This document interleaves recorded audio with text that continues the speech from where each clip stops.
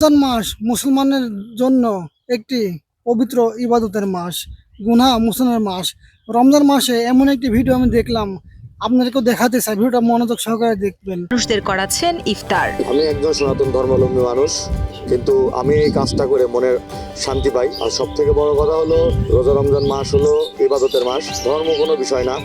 আপনারা যে যার স্থান থেকে পারবেন, সে যে কোনো ধর্মের মানুষই হন না কেন, আপনারা এই রোজা রমজান মাসে ঠিকমতো একটা মানুষ ইফতার করতে পারছে কিনা সকল মানুষের উচিত এই খোঁজ খবরটা নেওয়ার। কারণ আপনার বাড়ির পাশের এক লোক যে ঠিকমতো সে সেহরি বা ইফতারটা ঠিকমতো করতে পারছে কিনা, এটা খেয়াল নেওয়া কিন্তু আপনার নৈতিক দায়িত্ব। বিভিন্ন পেশার শ্রমজীবী মানুষ আছে যারা শহরে সারাদিন কাজকর্ম করে থাকে। তারা অনেক সময় বাড়ি ফিরতে দেরি হওয়ার কারণে রাস্তায় ইফতার করতে হয়, তাদের একটা খরচ আছে।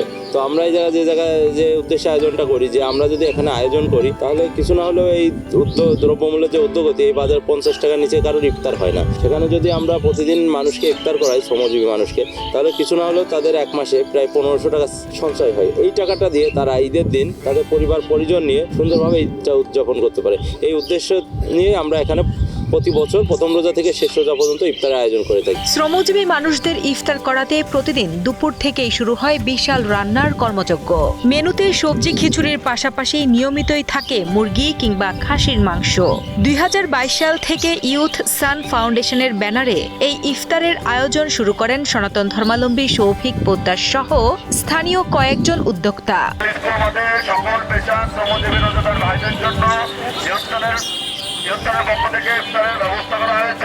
সংগঠনের সদস্যদের চাঁদা আর স্থানীয় দানশীল মানুষদের সহযোগিতায় মেটানো হয় এই বিশাল ইফতার খরচ। কেন ইফতারি করলাম, খালাম খিচুড়ি আর মাংস ছিল।